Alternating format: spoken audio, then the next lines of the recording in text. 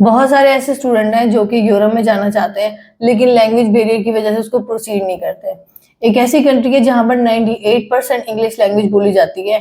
कौन सी ऐसी कंट्री है, इस वीडियो में हम फर्दर डिस्कस करेंगे।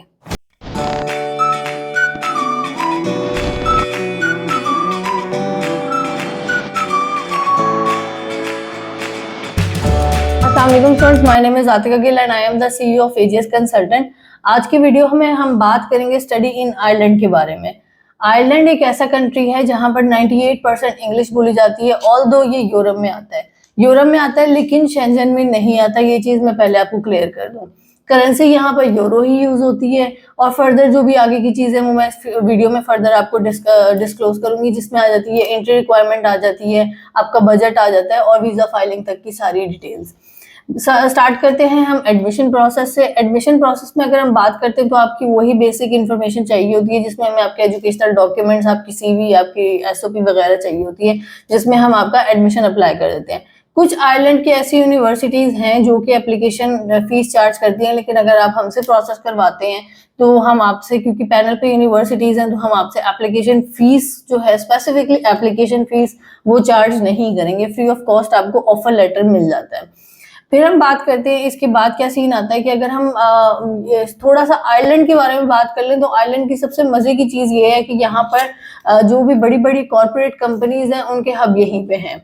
जिसमें हम बात कर लेते हैं लिंक्डइन का ऑफिस यहीं पे है, हेड ऑफिस जिसको कहते हैं। टेस्को का और भी बड़ी कंपनीज है, एयरबीएनबी का, उनके ऑफिसेज यहीं पे हैं। तो जब स्टूडेंट जो है आगे फर्दर अपॉर्चुनिटीज की तरफ देख रहा होता है तो उसके लिए as compare to other countries थोड़ा सा इजी हो जाता है। वजह क्या है, यहाँ पर ऑफिसेज है, यहाँ पर टैक्स थोड़ा होता है। अगर हम आयरलैंड की बात करते हैं तो यहाँ पर सिर्फ 12.5% टैक्स कॉर्पोरेट पड़ता है। जहां तक अब बात करते हैं यूके की और यूएसए की, वहां पर 25% टैक्स पड़ रहा होता है। तो as compare to other countries opportunities wise अगर हम देखते हैं तो वो थोड़ा सा ज्यादा हो जाता है। अब आगे हम बात करेंगे कि एडमिशन का एंट्री रिक्वायरमेंट क्या होती है, एंट्री रिक्वायरमेंट का क्राइटेरिया क्या है। अगर आप इंटरमीडिएट के स्टूडेंट हो तो आपको 60% चाहिए होते हैं। अगर आप पोस्ट ग्रेड के लिए अप्लाई करना चाह रहे हो तो आपका 2.5 CGPA होना जरूरी है। 60% से नीचे अगर मार्क्स होते हैं तो स्टूडेंट का 58-59 पे कुछ यूनिवर्सिटीज जो है फ्लेक्सिबल होती है, लेकिन सिनेरियो वही है कि फिर आपके पास ऑप्शंस कम हो जाते हैं, बहुत ही लिमिटेड ऑप्शन हो जाते हैं। तो फिर हम ज्यादा इसी चीज को रेफर करते हैं कि स्टूडेंट के 60% मार्क्स होने चाहिए। और जो मास्टर्स में CGPA जो है वो 2.5 CGPA मस्ट है। इसके अलावा अगर हम बात करते हैं, जो स्टूडेंट एंड में आकर ये क्वेश्चन करेंगे, मैं भी बता देती हूँ, MOI पे एडमिशन नहीं मिलता। MOI यहाँ पर बिल्कुल भी एक्सेप्टेबल नहीं है। यहाँ पर आपको कोई ना कोई टेस्ट देना पड़ेगा। IELTS, PT, Duolingo mainly acceptable है, लेकिन इसके अलावा फिर जो लैंग्वेज सर्ट ऑक्सफोर्ड है उसके लिए फिर यूनिवर्सिटी टू यूनिवर्सिटी वेरी करता है, कौन सी यूनिवर्सिटी कौन सा टेस्ट एक्सेप्ट करती है। और क्योंकि जैसे कि मैं बताती हूँ कि स्टूडेंट जो होते हैं वो कहते हैं यूनिवर्सिटी तो एक्सेप्ट कर रही है, आगे वाला क्या सिनेरियो है। यहाँ पे यूनिवर्सिटीज एक्सेप्ट कर ही नहीं सकती बिकॉज इनकी एम्बेसी की रिक्वायरमेंट है। यूके में तो ऐसे होता है ना कि आपको यूनिवर्सिटी ने MOI दे दी है तो वो आगे वीजा तक आपको मसला नहीं होता, लेकिन यहाँ पर क्योंकि एम्बेसी की रिक्वायरमेंट है तो यूनिवर्सिटी उसको स्किप करती नहीं है।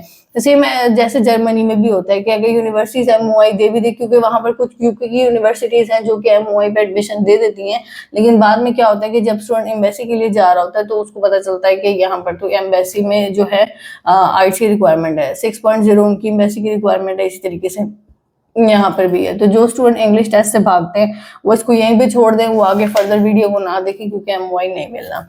कॉस्ट की अगर हम बात कर लेते हैं, जो आपको पर ईयर की कॉस्ट आती है वो 7,000 यूरो से लेके 15,000 यूरो तक जाती है आपकी यूनिवर्सिटी की फीस।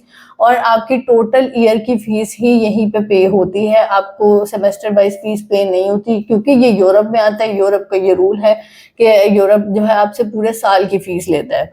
अगर आप पोस्ट ड्यूरेशन की अगर हम बात कर लेते हैं, यहाँ पर ड्यूरेशन में जो बैचलर्स के स्टूडेंट हैं वो 3 इयर्स का बैचलर्स है, मास्टर्स 1 ईयर का है। यहाँ पे यूके वाला सिस्टम हम फॉलो करेंगे। अगर हम स्टूडेंट अगर प्लेसमेंट के साथ अप्लाई कर रहे हैं तो फिर उसकी जो ड्यूरेशन है वो बढ़ जाती है। अगर बैचलर्स का स्टूडेंट है और उसकी डिग्री में उसको प्लेसमेंट साथ मिली हुई है तो वो 3+ ईयर्स का हो जाएगा। और इसी तरीके से अगर हम पोस्ट ग्रेड की बात करते हैं, 1 ईयर का मास्टर है, अगर प्लेसमेंट साथ मिले तो वो 1 ईयर एक्स्ट्रा हो जाता है। अगर इसके बाद आ जाती है बैंक स्टेटमेंट की बात। जहां तक बैंक स्टेटमेंट की बात आती है, वहां पर क्या सिनेरियो होता है कि आपको आपकी 10,000 यूरो आपकी लिविंग कॉस्ट आ रही होती है और जो आपकी रिमेनिंग फीस रह जाती है। अब पोस्ट ग्रेड के लिए तो मसला ही कोई नहीं है, क्योंकि उनकी जो फुल ईयर की ट्यूशन फीस जा रही है तो उनको ऐसे सिर्फ 10,000 यूरो रखवाना पड़ेगा। जहां तक हम बैचलर्स की बात करते हैं तो वहां पर आपको रिमेनिंग 2 इयर्स की जो फीस है और 20,000 यूरो वो बिल आगे बनानी पड़ती है बैंक स्टेटमेंट, जो कि 1+ CR पे चली जाती है, 1 CR+ पे चली जाती है। अब वहां पर क्या सिनेरियो है, जो स्टूडेंट बैंक स्टेटमेंट से बचना चाह रहे हैं वो यहाँ पर श्योरिटी बॉन्ड ले सकते हैं, जो कि 10,000 यूरो का होता है। वो फिर आपको हर महीने एज अ पॉकेट मनी वापस मिलता जाएगा। यहाँ पर अब जर्मनी वाला रूल अप्लाई हो गया, वहां पर भी जो ब्लॉक्ड अकाउंट है वो आपको मिलता है। इसी तरीके से यहाँ पर भी ये सिनेरियो पुट होगा। वीजा फाइलिंग के लिए पूरी जो है आपकी वो वाली डिटेल्स होती हैं, जिसमें आपका पूरी एक डॉक्यूमेंटेशन होती है, जैसे ऑस्ट्रेलिया में GTE बनती होती थी, जिसमें आपका पासपोर्ट, आपका CNIC, आपके स्पॉन्सर की डिटेल, आपके फादर जो भी स्पॉन्सर है उसके एंड से एफिडेविट, आपकी जो बैंक स्टेटमेंट है वो 6 मंथ्स जो 3 to 6 मंथ्स की चाहिए होती है। लेकिन सिनेरियो क्या होता है, आपका अकाउंट 6 मंथ्स प्रायर ओपन होना चाहिए। यहाँ पर आगे यूरोप वाला रूल मिक्स चल रहा है, थोड़ा सा यूके का, थोड़ा सा यूरोप का, तो यहाँ पर ये वाला सिनेरियो आ जाता है। तो आपने वो देख लेना है कि उस हिसाब से आपने अपनी आगे चीजें अलाइन करनी है। मैं एक प्रॉपर वीडियो आप लोग के लिए बना दूंगी अगर आप लोग कहेंगे, जिसमें आपको प्रॉपर वीजा फाइलिंग की डिटेल्स मैं दे दूं। इस वीडियो में बताई तो वो लंबी हो जाएगी। यहाँ पर डॉक्यूमेंट जो है, जब आपने वीजा फाइलिंग के लिए जाना है, एक और चीज है कि वो मोफा से, HEC से, IBC से अटेस्टेड होने चाहिए। वो फिर आगे पूरी डिटेल में मैं बता दूंगी जब आप मुझे कहेंगे कि वीडियो बना दें। इसके अलावा क्या सिनेरियो होता है कि ओवरऑल आयरलैंड अच्छा कंट्री है।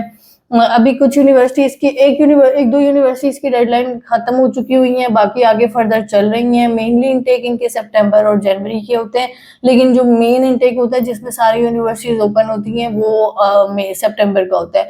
ऑलरेडी आयरलैंड में यूनिवर्सिटीज कम है, तो वहां पर क्या सिनेरियो होता है कि फिर आपको ओवरऑल अगर कोई जनवरी इनटेक है, वहां पर बहुत ही ज्यादा लिमिटेड ऑप्शन होते हैं, तो सितंबर इनटेक मेन इनटेक होता है। जब आप अपना सारा प्रोसेस कर लेते हो, आपकी सारी डॉक्यूमेंटेशन रेडी हो जाती है, तो आपको VFS से अपॉइंटमेंट लेनी पड़ती है। वहां से अपॉइंटमेंट लेकर आपकी वो सारी वो जो है, जैसे बायोमेट्रिक यूवी की देने जाते हैं वैसे ही यहाँ पर भी होता है। ओवरऑल स्टार्ट टू एंड कहीं पे भी कोई इंटरव्यू नहीं है, एम्बेसी का कोई इंटरव्यू नहीं है, वहां से परेशान नहीं होना, क्योंकि मोस्टली शेंजन कंट्रीज में अगर हम यूरोप की बात करते हैं, एक्सेप्ट साइप्रस, कुछ ही कंट्रीज ऐसी हैं कि जो कि इंटरव्यू वेव करती है, लेकिन यहाँ पर भी यही वाला सिनेरियो है कि एम्बेसी का कोई इंटरव्यू नहीं है। आपको एप्लीकेशन टाइम से करनी पड़ती है, क्योंकि आगे प्रोसेस लंबा है, तो वो आप लोगों ने देख लेना है कि as soon as possible start करना है। IHS यहाँ पर है वो, जैसे यूके में हम बात करते हैं कि IHS जो है वो उनकी बहुत ज्यादा हो जाती है, 700 पाउंड्स प्लस चल रही होती है। तो यहाँ पर क्या सिनेरियो है कि यहाँ पर IHS आपको उस तरीके से नहीं पड़ती। ट्रैवल इंश्योरेंस आपको करवानी पड़ती है, वो फिर हम बजट पे जब हम जाएंगे तो फिर उस पर बात कर लेंगे। जब वीजा फाइलिंग की बात करेंगे तो वहां पर मैं सारी चीजों को डिस्क्लोज कर दूंगी। 5 से 6 यूनिवर्सिटीज हैं वो, उसके लिए भी मैं एक अलग से आपको वीडियो बना दूंगी। बेसिक यही इसकी थी, जो मेन चीजें डिस्कस करने वाली थी। इससे रेलेवेंट कोई भी क्वेश्चन हो, कोई भी क्यूरियो आप मुझसे, मेरी टीम से कांटेक्ट कर सकते हैं। Thank you so much.